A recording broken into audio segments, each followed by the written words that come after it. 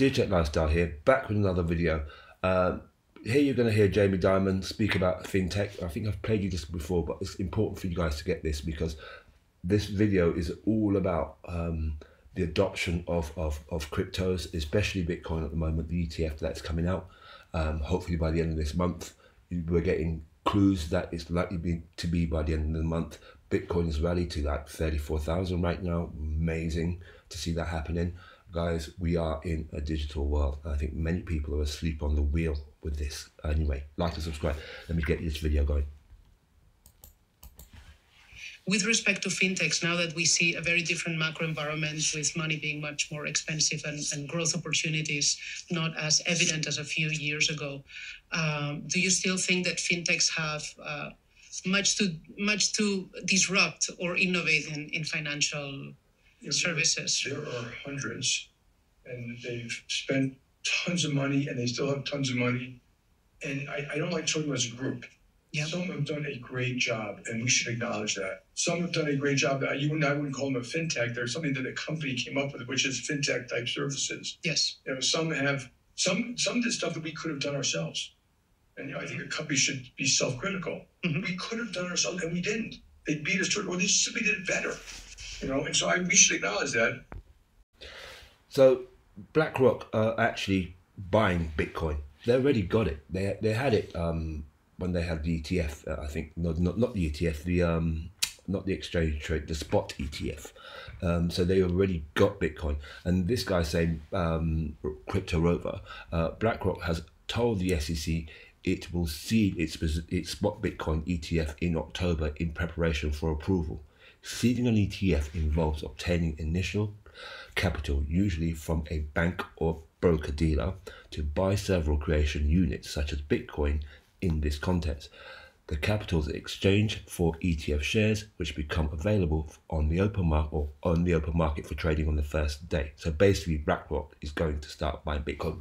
BlackRock has already got Bitcoin, otherwise they wouldn't be doing it at this stage, because look at the price of Bitcoin. They're not going to buy it at that price. They've already got it. They've already been stacking this stuff. Yeah, these companies or these organizations lie, and then they come out and say, look, this is what we're doing, right? We are in a digital age, guys. Wake up to that fact. Really, please wake up. Isn't this what this is all about? Well, I can't talk about the specifics of anything. I think it's just an example of the pent-up interest in crypto. And we are hearing from clients around the world about the need for crypto. I mean, when you think about, I think some of this rally is way beyond the rumor. I think the rally today is about a flight to quality with all the, all the issues around the Israeli war now. Global terrorism. And I think there's more people running into a flight to quality, whether that is in treasuries, gold, or crypto, depending on how you think about it. And I believe crypto will play that type of role as a flight to quality. Let me ask you this. Where do you think the markets go if, like, real hot war starts in the next couple of days? I don't know what the definition of hot war is anymore. An invasion. My view is if the invasion is held to the southern borders of Israel, I think we are anticipating that already. I don't think the market's going to be changing that much. And it really depends on the oil market and how that plays out. I mean, obviously, the marketplace today is up, 350 points as we speak right now. The marketplace knows the potential reality. So I think that's somewhat into the market. And I've been asked all the time now, why is the market being so resilient with this, with now global terrorism, with what's going on in Israel, Ukraine, all the other issues? And I think we're not spending enough time talking about some of the great things that are going on in the world today. And that's when I think about technology and how that's going to be shaping and changing our world. When you think about AI and robotics, this is going to accelerate movement more towards nearshoring, onshoring. We're going to be able to use this new technology. We're going to be able to create more productivity. You say onshore, more jobs here in the U.S.? More jobs and more factories. Oh, interesting. Because just the opposite is the theory that it's going to put people out of work. But the CHIPS Act, of course, is it's going to. There's no question technology displaces some and creates new. is a fraud, is a scam, it offers no value, it's all play money, etc. And then you get to the very end and say, the future of our finance in this country is going to be Fed Now and the CBDC. Right? Wait a second. Fed Now? Oh, yippee. I think Fed Now will probably work about as well as the post office, all right? You will not have real-time clearing, and if you do, you got to worry about everybody who's watching that transaction and scraping data out of that transaction on behalf of your government. The Republican Party has always had its issues with party purity, right? Constitutional purity, and I'm better than you, and I'm more, and then the religious right that factors into it. So we have all these, if you will, melting pot of these different political persuasions, but you've got some good Democrats. I'm going to tell you right now, and by the way, their political persuasion probably leans even farther left than I would care to acknowledge, but it's not about their political leanings. Just like it's not about Tom Emmer's political leanings, this is an area of finance that literally defines our freedom. I got news for you. That's not a Republican or Democrat thing. That's an American thing. And whether it's Richie Torres, whether it's Darren Soto, who I do a bunch of different bills with, whether it's Ro Khanna, I think you got to be a little patient with them, and I'm not here to defend them.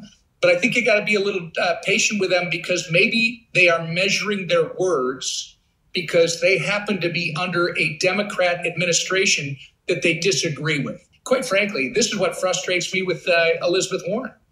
Elizabeth Warren, if she truly believed in the American value of self-determination, if she truly believed in an individual's right to make their own decisions, which she claims, she would champion crypto. It's very clear to me that she's nothing more than a big central bank power-hungry leader who sees her power essentially being diluted and taken away by this decentralization of our financial system and our financial transactions, Ryan. She's desperately, along with the establishment, the institution, she is desperately clinging to hold on to that central banking thing because that's where their power is. And to cap things off, I got, I think it's like 10-second video or something to play. But this here, this Jeremy Hogan, he was a prominent lawyer. He's a lawyer actually, and he did loads of videos on the SEC and Ripple case. Anyway, if you guys you can go and check him out. He has his own YouTube, and it's Jeremy Hogan, and you can see his name there, at Jeremy Hogan on Twitter if you want to go check him out on Twitter as well. Anyway, the Bitcoin ETF listing on Nasdaq is only evidence of BlackRock's confidence that its ETF will be approved by the SEC. It's cleaning up. It's like cleaning up your bedroom, making sure your roomie is out of the apartment all night. It might not happen this date, but you get a good feeling. So basically, all I've been playing you the videos before this and up to this point, we are digital, guys. Come on.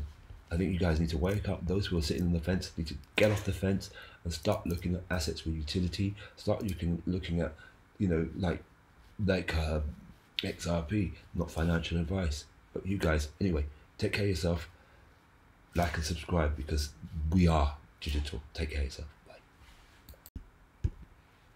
To $1 million. It's either nothing, right? If it's nothing, then it's getting scrubbed out and banned.